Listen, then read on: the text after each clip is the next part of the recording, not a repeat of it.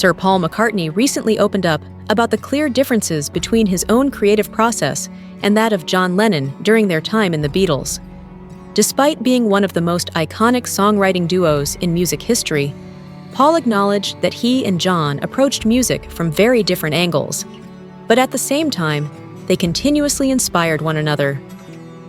In an interview with Elizabeth Alker on BBC Radio 3's Sound Sources, Paul explained that his curiosity often led him down experimental paths. He described how he would become deeply intrigued by various subjects and techniques, especially after being introduced to tape loops. Rather than just observing, Paul decided to explore the technique hands-on.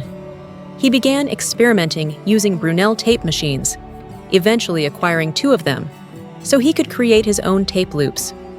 By cutting and splicing bits of recorded guitar sounds, he discovered he could layer and build repeating patterns, adding new textures as the loops cycled back. Reflecting on his experience, Paul emphasized that music, for him, was never about hard work in the conventional sense. He believed in playing music rather than working it, and this mindset encouraged his willingness to experiment. Inspired by avant-garde composers like Karlheinz Stockhausen, he began to explore the limits of sound on his own terms. Eventually, he shared these experiments with John Lennon, who was instantly intrigued. Paul remembered showing John how the tape loop process worked and how the sound could be manipulated creatively.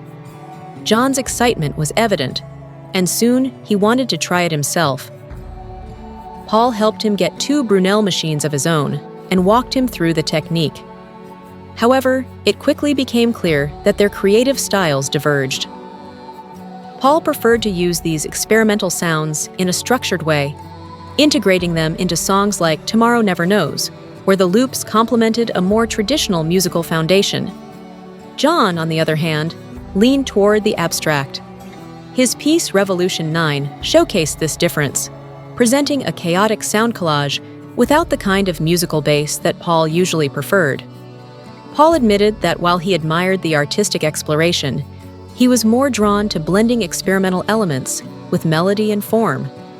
He likened this to adding something unexpected into a familiar structure, a sonic surprise that could still resonate emotionally with the listener.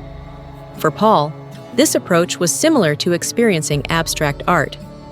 Just as not every visual image needs to be literal or realistic, he believed music could follow the same path.